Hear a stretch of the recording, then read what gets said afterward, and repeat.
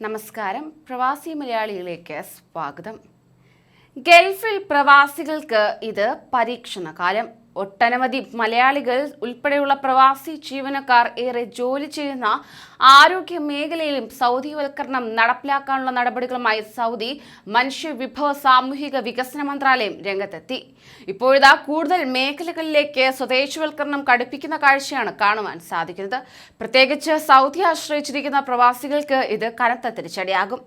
Radiology, physiotherapy എന്നിവ ഉൾപ്പെടെ ആരോഗ്യ മേഖലയിൽ സ്പെഷ്യലൈസേഷൻ ആവശ്യമായ ജോലികളിൽ 60% സ്വദേശിവൽക്കരണം നടപ്പിലാക്കാനാണ് മന്ത്രാലയത്തിന്റെ ഈ തീരുമാനം. അതോടൊപ്പം മെഡിക്കൽ മേഖലയുമായി ബന്ധപ്പെട്ട എഞ്ചിനീയറിംഗ്, ടെക്നിക്കൽ ജോലികളിൽ 30% സൗദികൾക്ക് മാത്രമായി ചുരുക്കിയിട്ടുണ്ട്. മെഡിക്കൽ ഉപകരണങ്ങളുടെ വിൽപ്പനയുമായി ബന്ധപ്പെട്ട സെയിൽസ് ജോലികളിൽ 40% സൗദികളെ മാത്രമേ നിയമിക്കാനാകൂ എന്നും മന്ത്രാലയം അനുശാസിക്കുകയുണ്ടായി.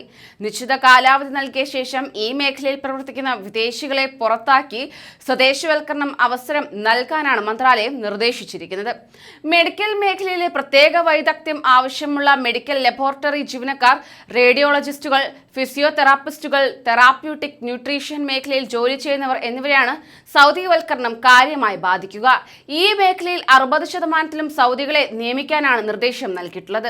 ഇത്തരം സ്പെഷ്യലൈസേഷൻ ആവശ്യമായി വരുന്ന ജോലികളിൽ 7000 റിയാലും ടെക്നിക്കൽ ജോലികളിൽ 5000 റിയാലുമായിരിക്കും സൗദികൾക്ക് നൽകേണ്ട മിനിമം വേതനം.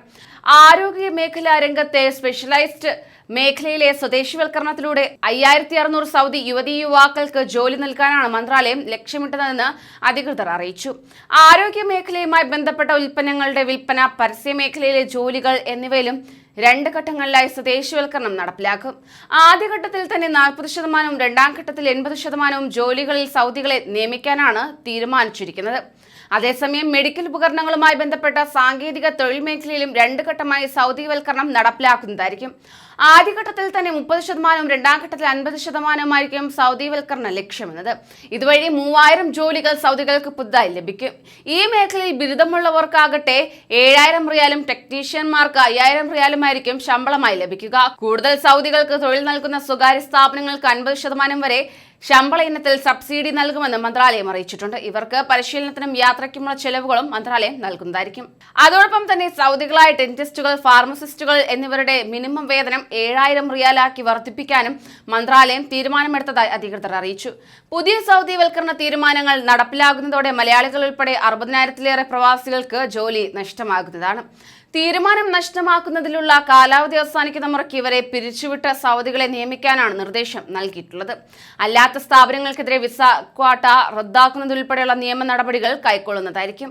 കൂടുതൽ പ്രവാസി വാർത്തകൾക്കായി ഈ ചാനൽ സബ്സ്ക്രൈബ് ചെയ്യൂ.